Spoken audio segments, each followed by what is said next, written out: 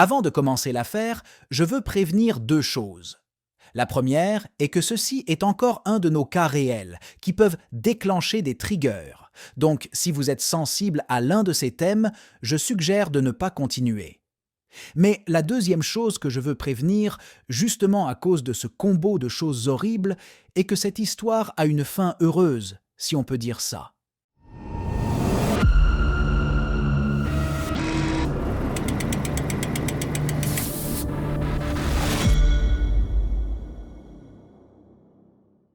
Hey, cliquez sur like et abonnez-vous à ma chaîne YouTube s'il vous plaît.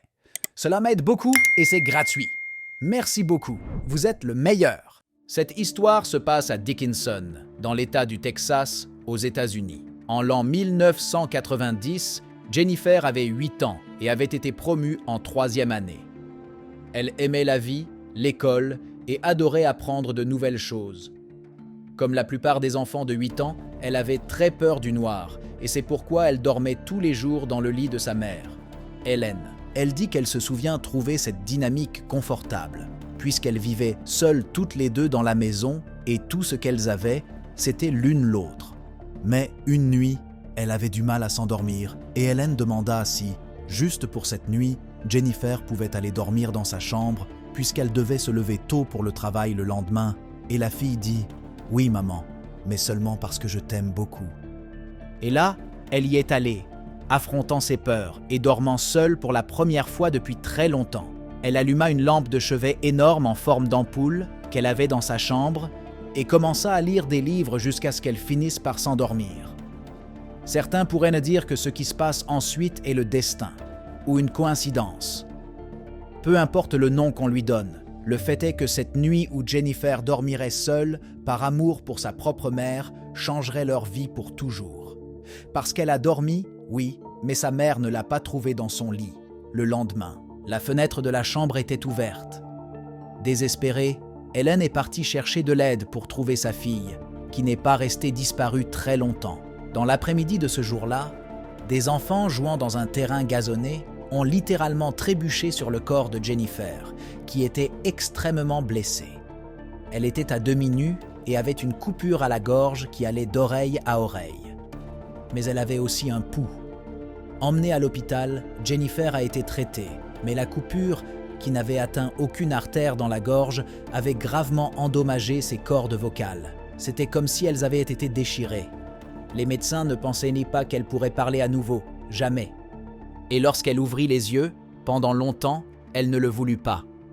À l'âge de 8 ans, dans un lit d'hôpital, avec la gorge complètement tranchée, en plus des blessures d'abus, Jennifer s'est réveillée terrifiée par tout le monde autour d'elle. L'équipe médicale était préparée à un retour traumatisant, mais ce qu'elle a vu était encore plus troublant. Jennifer ne voulait pas être manipulée par des hommes, ni parler à des policiers masculins. Elle ne pouvait tout simplement pas faire confiance à ces personnes et était très désespérée quand elles s'approchaient. C'était une surprise pour tout le monde, puisque, en général, les gens se sentent plus en sécurité entourés de policiers après une attaque. Mais ce ne serait définitivement pas la dernière surprise de ceux qui suivaient Jennifer à ce moment. Encore réticente à être près de policiers, de médecins ou d'infirmiers hommes, et sans pouvoir communiquer verbalement, Jennifer commença à raconter, à travers des notes, ce dont elle se souvenait de cette nuit, et la richesse des détails qu'elle donna était impressionnante. Jennifer a toujours été considérée comme une fille très intelligente, astucieuse même. Bien qu'elle n'ait que 8 ans, c'était une fille vive et très consciente de tout autour d'elle.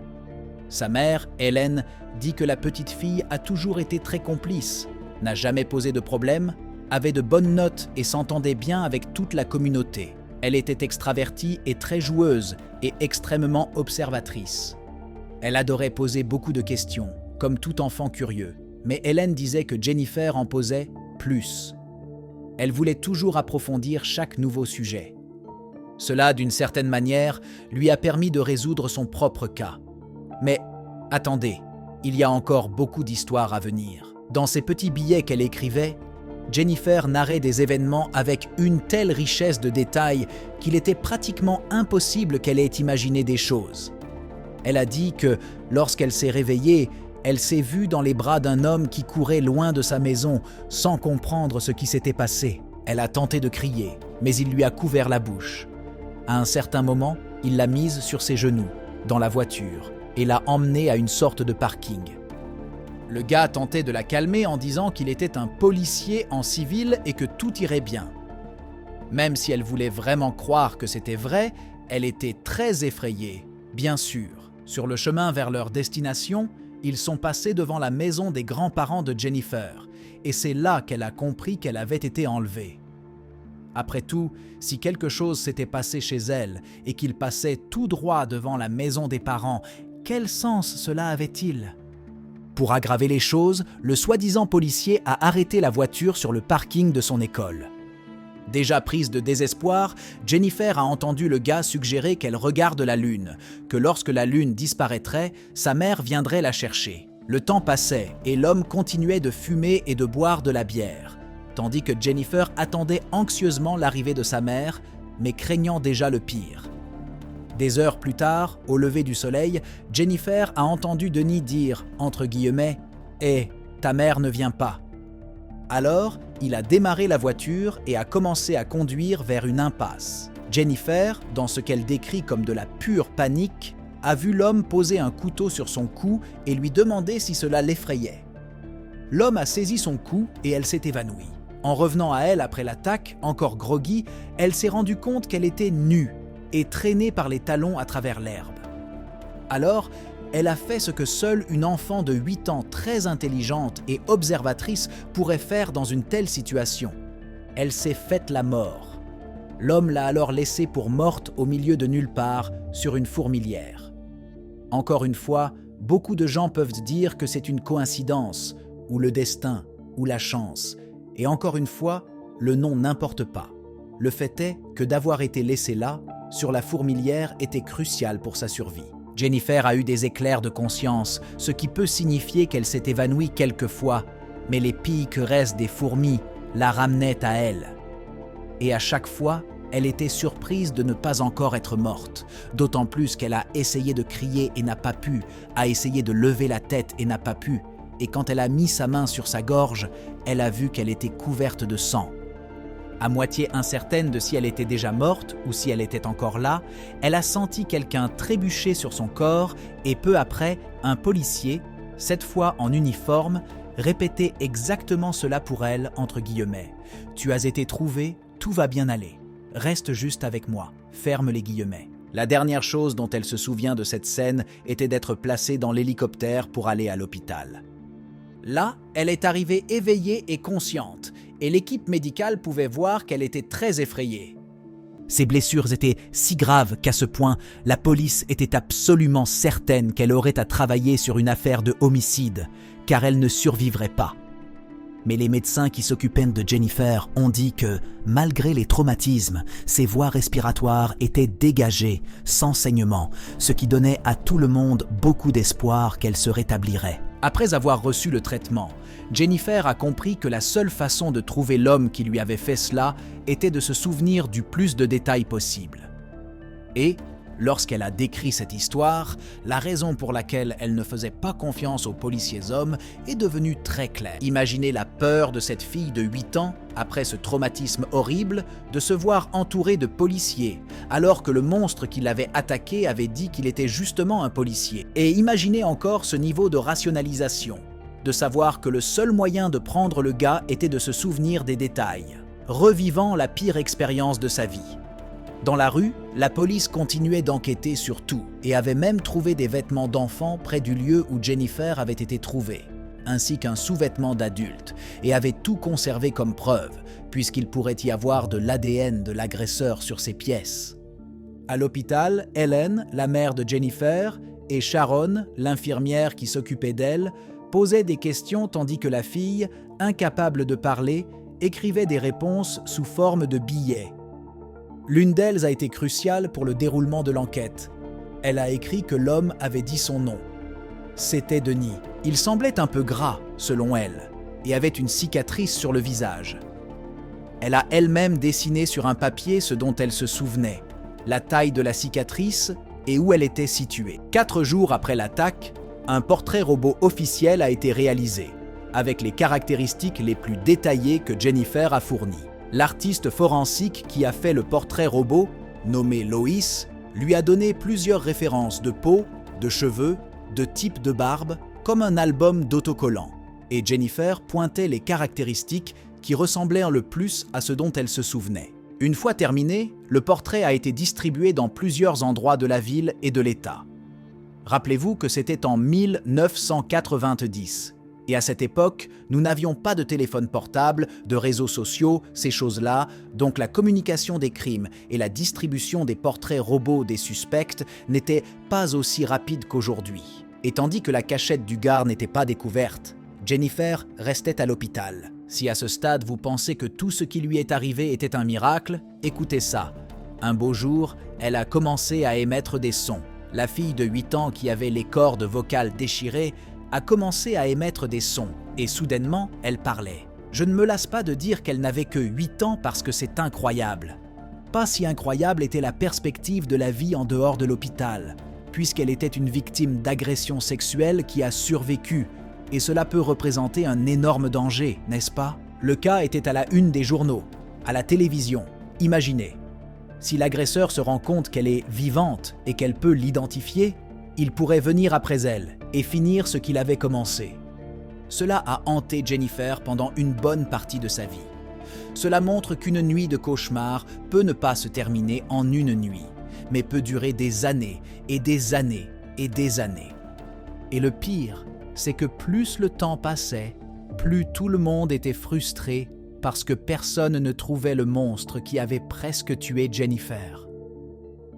Elle a essayé de continuer sa vie, elle a obtenu son diplôme d'école, est allée à l'université, a obtenu un emploi à la bibliothèque pour enfants, a essayé d'être aussi normale que possible, mais elle avait toujours cette ombre dans sa vie, cette peur constante que le gars puisse revenir et la tuer. Et elle avait très peur des hommes. Chaque fois qu'elle voyait un homme, à la boulangerie, dans la rue, n'importe où, elle avait peur que ce soit lui, le monstre, et elle avait encore plus peur du noir. Cela a duré jusqu'à ce qu'elle rencontre Jonathan, un homme qui, selon elle, était son plus grand fan et supporter, et il a commencé à faire tomber ses murs. Et 18 ans après l'attaque que Jennifer avait subie, un autre homme important est entré dans sa vie. Le détective Tim Cromie. Il a dit qu'il allait essayer de résoudre son cas jusqu'à son dernier jour de travail, ce qui lui a donné de l'espoir.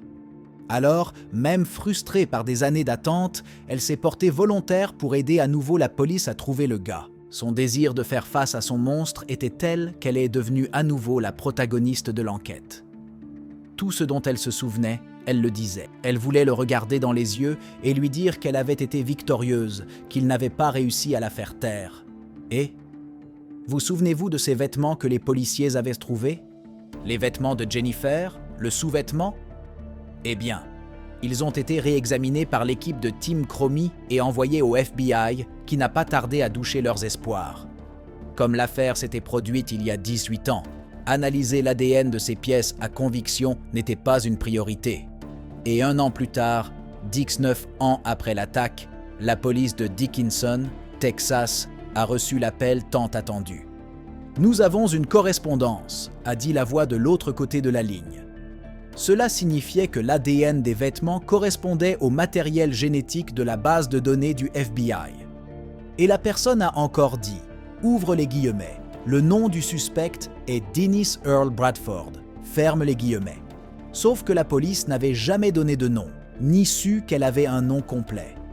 Mais le prénom était indiscutable. En résumé, parce que ce genre de personne mérite d'être jeté à la poubelle de l'histoire, sans recevoir aucun rôle de protagoniste, Dennis Earl Bradford a été arrêté en 1997 en Arkansas, aux États-Unis, pour avoir violé une femme adulte qu'il avait rencontrée dans un bar. L'ADN correspondait et Tim Cromie, au Texas, se souvint immédiatement de ce que Jennifer lui avait dit. 18 ans auparavant, elle avait écrit un billet. Il a dit que son nom était Denis. Et alors, la police de l'Arkansas a envoyé une photo du suspect à la police du Texas et, voilà, l'homme sur la photo était identique à celui du portrait robot. Un des policiers a dit, ouvre les guillemets, On aurait dit que Lois avait fait un portrait en regardant la photo du permis de conduire de Denis. Ferme les guillemets. En fouillant pour des informations, ils sont arrivés à la conclusion que Denis avait vécu à Dickinson à l'époque du crime. Et, puisque tout correspondait, s'il pouvait en prouver sa culpabilité, il pourrait être condamné à la prison à vie. Si l'histoire est déjà incroyable jusque-là, quand Denis a été appelé à témoigner, les choses deviennent vraiment bizarres. Il était marié, avait 3 beaux enfants, était soudeur dans la ville de Little Rock et menait une vie au-dessus de tout soupçon. Les policiers voulaient qu'il fasse une confession, puisque c'est la clé pour obtenir une condamnation. Alors, à un certain moment, ils lui ont demandé « Avez-vous déjà entendu parler de Jennifer Chouette ?» Et il a dit que oui, qu'il l'a vue à la télévision, qu'il a prié pour elle. Alors, ils ont demandé à Denis s'il avait déjà eu un contact avec elle, et il a dit que oui. Ils lui ont demandé de parler de cela, et Denis a nié. Les détectives ont demandé pourquoi il ne parlerait pas, et il s'est contenté de dire « Ouvre les guillemets, vous avez fait vos devoirs. Ferme les guillemets. » Il savait qu'il avait été pris. Un des agents qui prenait la déposition a dit qu'il devait parler de ce qu'il avait fait pour que Jennifer puisse enfin avoir une conclusion à son histoire. Et Denis a juste dit que « Ouvre les guillemets, il ne se passe pas un jour sans que je pense à cette petite fille, elle était innocente, et j'étais un malade, un pervers, foutu. Je ne la connaissais pas. Je ne sais pas pourquoi je suis entré dans cet appartement. » Ferme les guillemets. À contre-cœur, il a tout avoué.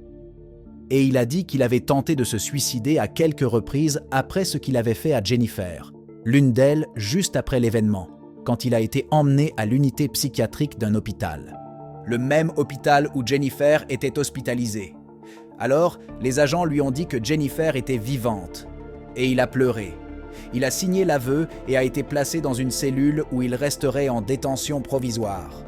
Tim Cromie a appelé Jennifer, lui a dit qu'ils avaient né l'homme et elle s'est sentie soulagée. Elle avait 19 ans de choses à lui dire. Sauf qu'elle n'a pas eu cette opportunité parce que Denis s'est suicidé par pendaison dans sa cellule, avant d'être jugé pour le crime qu'il avait commis.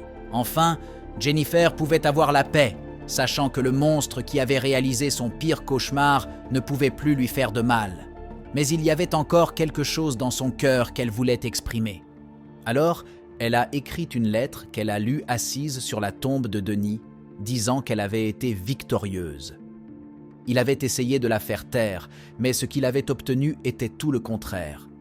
Elle a survécu et n'a jamais cessé de parler. Tandis qu'elle lisait les choses qu'elle avait écrites pour son bourreau, elle a demandé à son mari, Jonathan, s'il pensait que Denis pouvait l'entendre. À ce moment-là, une fourmi l'a piqué à la jambe. C'était sa réponse. Aujourd'hui, Jennifer est mariée à Jonathan, a une fille, Jenna, et un petit garçon, Jonah, et milite pour les victimes de viol. C'est, selon elle, sa fin heureuse à une grande tragédie.